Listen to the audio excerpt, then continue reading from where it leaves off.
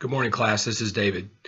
On this particular problem here, we have probably more information than we really need here.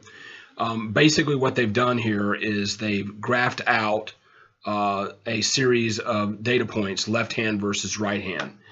And they provide this data to us here. And then what I can do is I can just open this in Excel.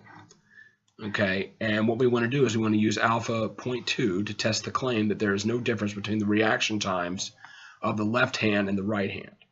Okay, so this is like any other paired treatment difference of means test. What I'm going to do is I'm going to basically treat this as a difference compared to zero. Okay, so this is very much like the problem that the other difference of means with paired treatment problem that I did for you. So essentially what I'm going to do is that instead of comparing left hand to right hand, what I'm going to do is I'm going to compare the difference to zero. And that's going to be the setup I'm going to make. So basically it's going to be the null is going to be the difference is zero. The alternative is going to be the difference is not zero. And then what I can do is I can copy these differences directly into StatCrunch, which is available right here. And then go to stat, tstat, one sample with data. The data is in var1. The alternative and null is set up correctly. And then come down here and hit compute. And here is my test stat right here. Okay. Now here's the caveat here. Okay. On this particular problem here, they want to find the difference of the left hand and the right hand. Okay. So here, they have negative 2.38.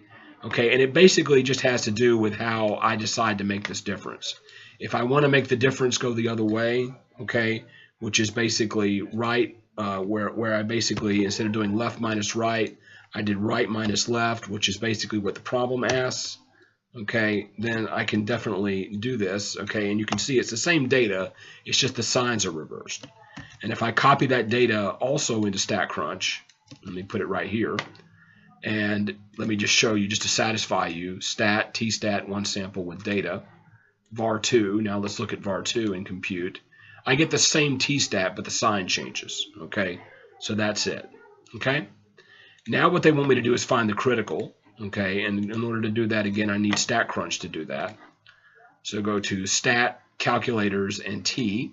Okay, the alpha is 0.2. Okay, but that's 0.2 total.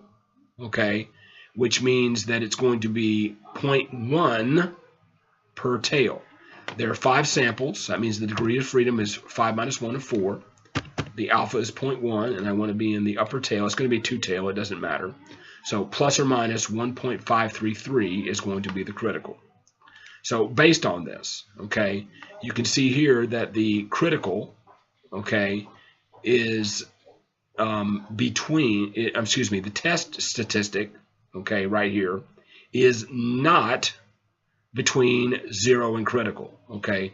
So the test statistic, okay, is actually, if I were to plot out negative 1.53 and plus 1.53, negative 2.38 is not going to be in that range. So therefore, there is enough evidence to warrant rejection of the claim. There is no difference between the reaction times between left hand and right hand. Thank you.